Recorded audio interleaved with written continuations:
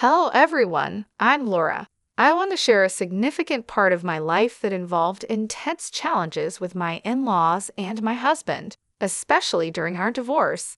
I hope my story resonates with those of you who have faced unfair criticism from your in-laws. Let me take you back to the beginning. I met Liam, my now estranged husband, on a dating app when I was a 21-year-old college student. Liam was 25, employed, and stable. Despite our age difference, we fell in love. I always believed that love isn't bound by age or looks, so Liam being older never bothered me. However, Liam was troubled by our age gap. He often asked, "Why are you with me, Laura? You could find someone your age who might be a better match." But I chose him because I loved him, and to me, age was just a number. Liam's insecurities ran deep. He would persist, "There must be other reasons, Laura. It's not usual for someone like you to love someone like me. I wish you'd just tell me the real reason." I reassured him repeatedly that my feelings were genuine. I wasn't interested in dating someone my age. I loved him, and that was what mattered to me.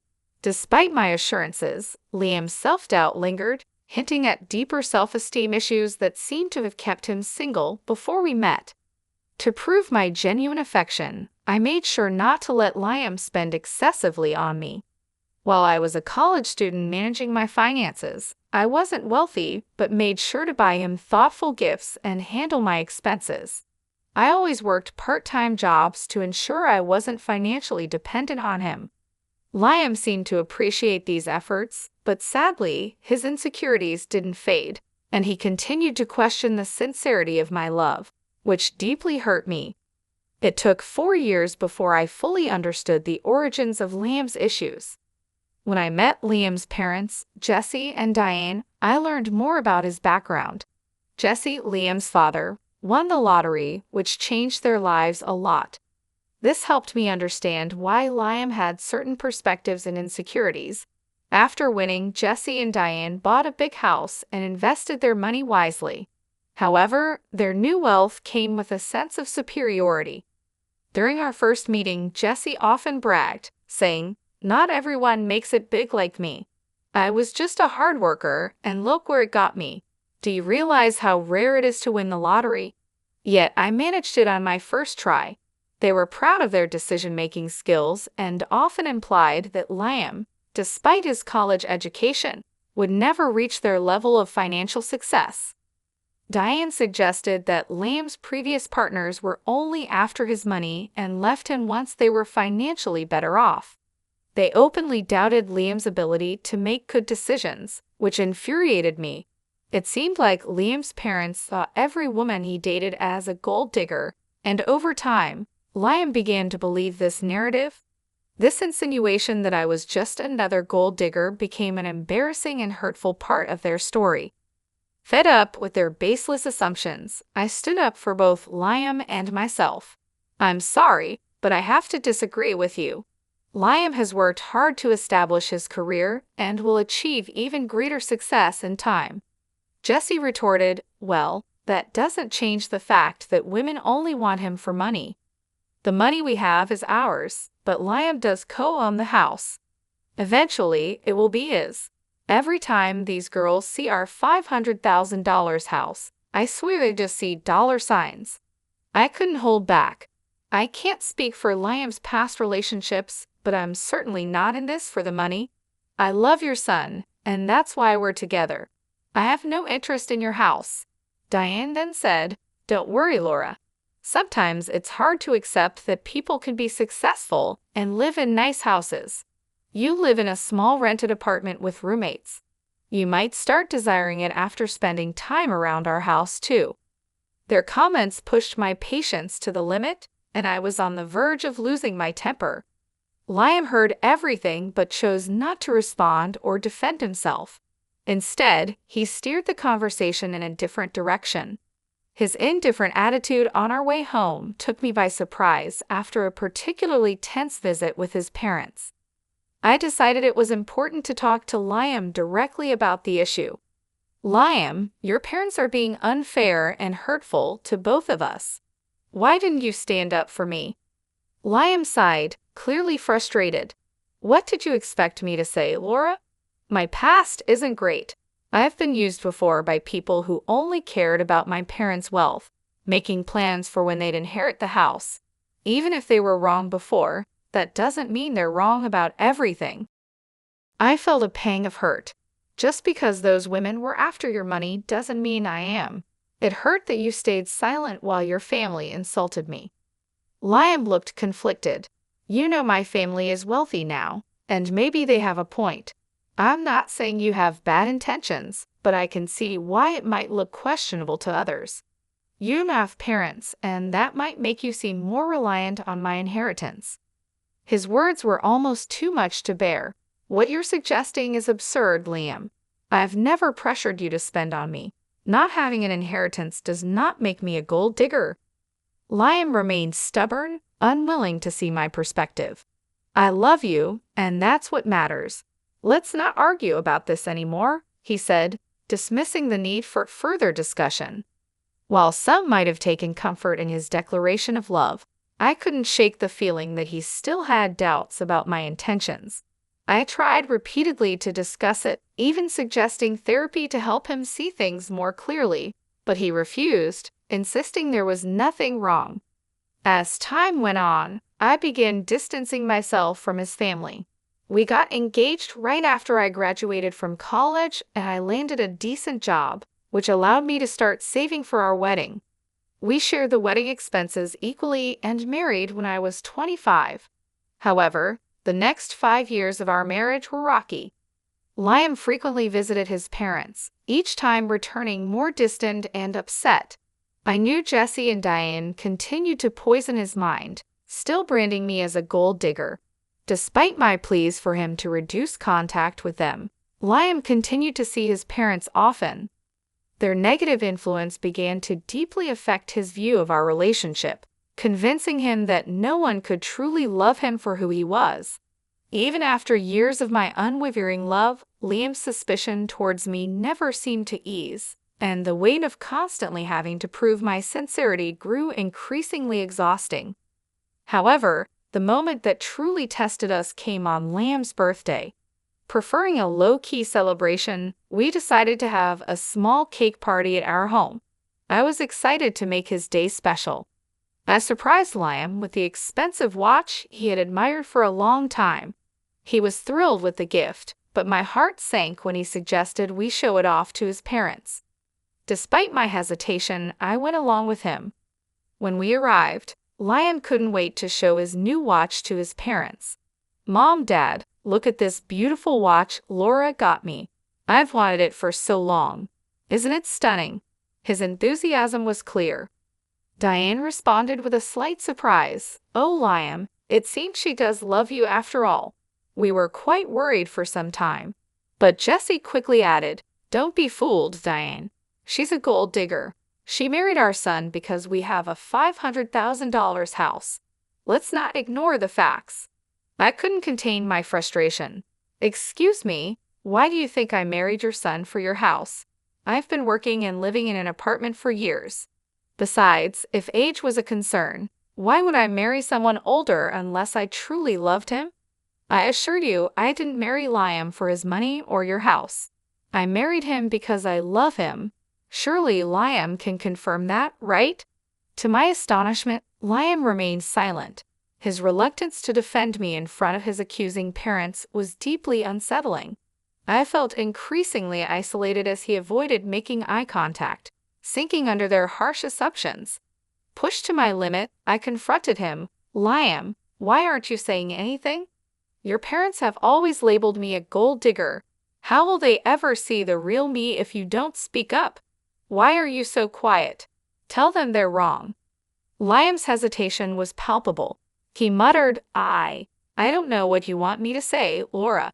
Maybe my parents aren't completely wrong. There might be a possibility that his words trailed off, but the implication was clear. This doubt, this inability to stand by me, was more than just a simple misunderstanding. It was a fundamental crack in the foundation of our relationship, casting a shadow over our love and my place in his life. Liam's birthday celebration quickly turned sour. I was astounded by the accusations flying my way. Are you serious right now, Lamb? You believe I married you for your assets?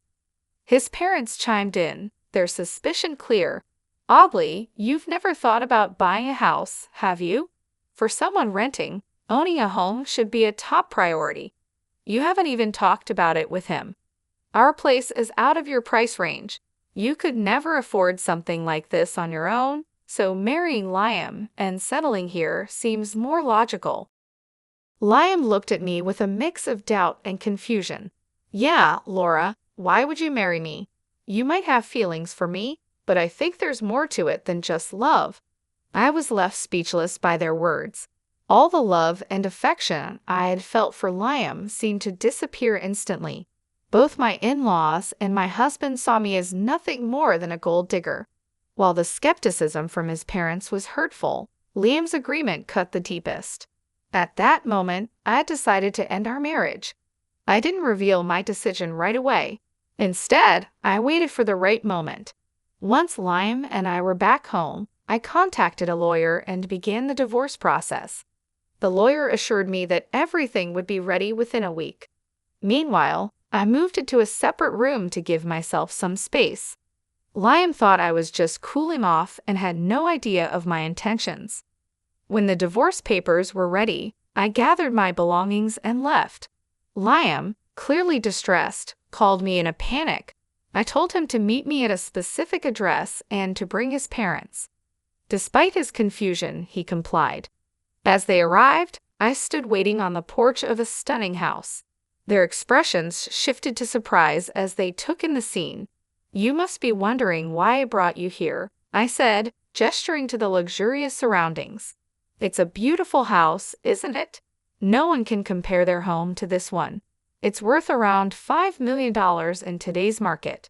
Quite expensive, right? The dramatic setting was my way of showing them that their accusations and suspicions were unfounded. I was not the person they thought I was, and I needed to make that clear in the most unforgettable way.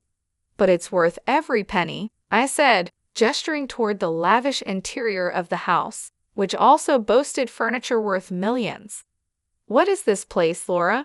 I don't understand why you have access to such a house, Liam asked, puzzled. Why don't you all come in so we can talk properly? I can't explain everything standing here on the porch, I suggested, brushing off their astonishment as I led them inside. They followed, their eyes widening in awe at the opulent decor. As we settled into the plush sofas, I took a deep breath, ready to address the elephant in the room. I've made a decision, and that's why we're here. I filed for divorce, I stated, handing over the papers. We can proceed with an uncontested divorce if you agree. What? I don't understand. Why are you filing for divorce?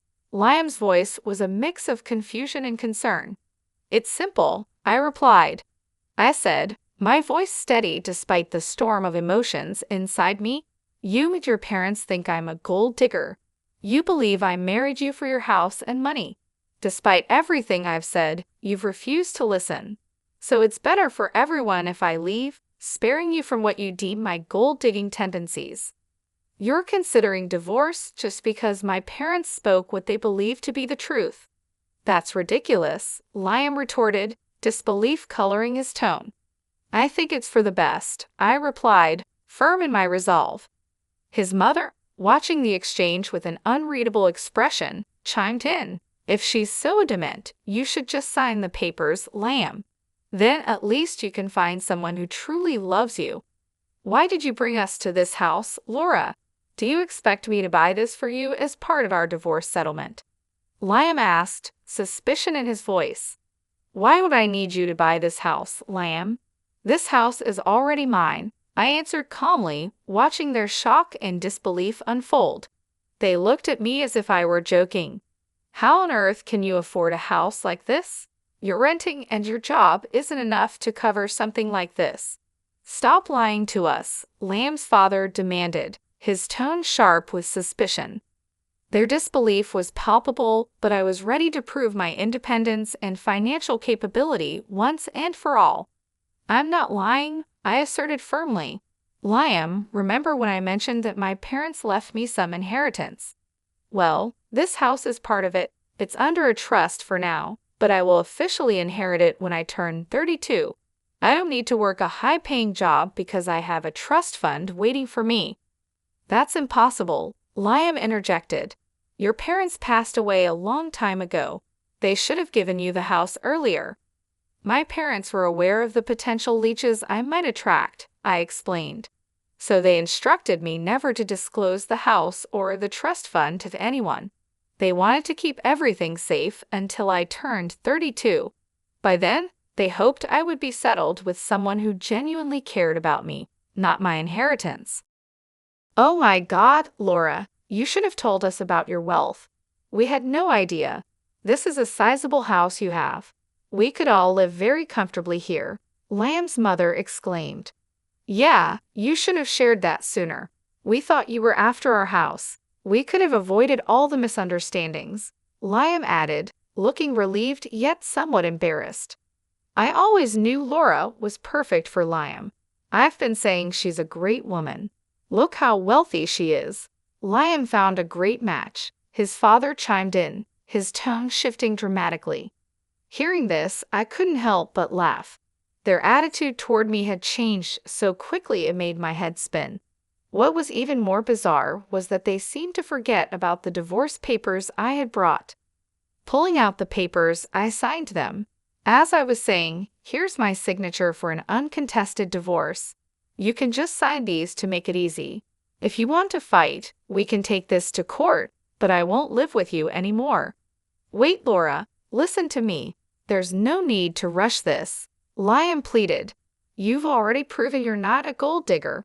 There's no reason to get a divorce anymore. We even apologize for any misunderstanding. That should make things better, right? Yes, Jesse is right. We're sorry, Laura. We doubted you for no reason, his mother added, her voice filled with regret. Despite their apologies and sudden change of heart, the memory of their judgments and accusations lingered in my mind. I couldn't stay in a relationship where trust had to be proven rather than given. I don't want your insincere apologies, I said firmly, my resolve unwavering. For 4 years, you allowed your family to berate me and call me a gold digger. I expected you to defend me, but instead, you sided with them and even accused me of the same. I can't stay with someone who doesn't respect his wife. I'm done, Liam. We can part ways amicably or involve the courts. The choice is yours. Diane and Jesse tried desperately to change my mind, pleading with me to overlook the past. To them, what had happened was just a minor misunderstanding. However, their lack of genuine remorse for tarnishing my reputation only fueled my anger. When I reached my breaking point, I demanded that they leave before I called the police. My firm stance intimidated them, and they left without further argument.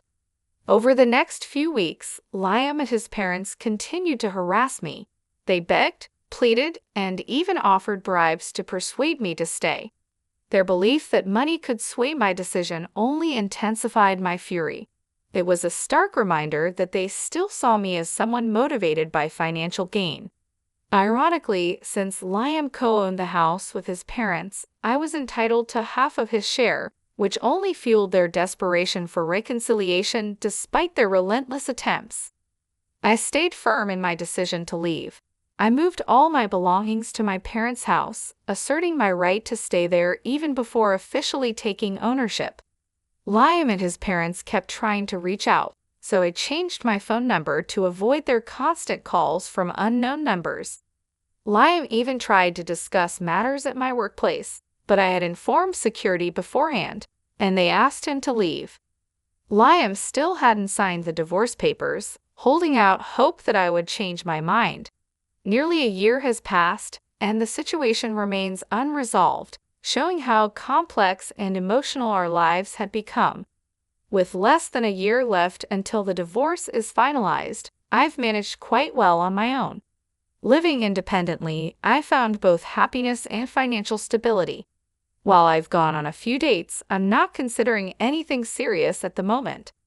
According to a cousin of Liam, his family is now worried about having to pay me my rightful share of the house. The legal fees are mounting, and their savings are proving to be insufficient. Liam is even advocating for selling the house, harboring resentment toward his parents for the chaos they've caused in his life. At this point, I simply don't care about their problems. My only goal is to be free from that toxic family and move on with my life, leaving the chaos and negativity behind. My parents welcomed me back with open arms, providing the support and comfort I needed during this difficult time. They were surprised by the turn of events but understood my decision. Moving back home allowed me to reconnect with old friends and focus on rebuilding my life. I found a new job that I enjoy, and my colleagues have become a second family to me. Liam and his parents didn't give up easily. They continued to send letters and emails, pleading for reconciliation. I ignored their attempts, knowing that engaging with them would only prolong the emotional turmoil. It was clear to me that they were more concerned about their financial situation than genuinely apologizing for their behavior. During this time, I focused on self-improvement and personal growth. I enrolled in a few online courses to enhance my skills and took up new hobbies to keep myself busy. I also started therapy to help process my emotions and ensure I was making the best decisions for my future. My therapist helped me see that walking away from a toxic relationship was the right choice, and I began to feel more confident in my decision. As the divorce process dragged on, I made sure to document everything. I kept detailed records of all communications and interactions with Liam and his family. This meticulous approach proved helpful as my lawyer navigated the legal complexities of the case. It also gave me a sense of control over a situation that had felt so overwhelming. Despite their relentless attempts to win me back, I stood my ground. I knew that returning to Liam would mean subjecting myself to more years of distrust and manipulation. I deserved better than that, and I was determined to create a life free from their influence. Liam's cousin kept me updated on their financial struggles. The mounting legal fees and the prospect of losing the house were taking a toll on them. I felt a sense of vindication knowing that they were facing the consequences of their actions. However, I also knew that my happiness didn't depend on their suffering. I was focused on my own journey and the positive changes I was making in my life. Eventually, Liam agreed to sign the divorce papers. The relief I felt was immense. It marked the end of a painful chapter and the beginning of a new one. With the legal process finally moving forward, I could see a clear path to freedom and peace. In the end, I emerged stronger and more resilient. The experience taught me valuable lessons about self-worth and the importance of standing up for myself. I learned that it's better to be alone than in a relationship where I'm not valued or respected. Moving forward, I promised myself to never settle for anything less than I deserved. Leaving Liam and his family was the best decision I ever made. It allowed me to reclaim my life and build a future on my own terms. I was no longer defined by their opinions or accusations. I was free to be myself and pursue my dreams without the weight of their judgment. Looking back, I have no regrets. The journey was tough, but it shaped me into a stronger person. I found happiness and fulfillment on my own, proving to myself that I didn't need anyone else's approval to live a meaningful life.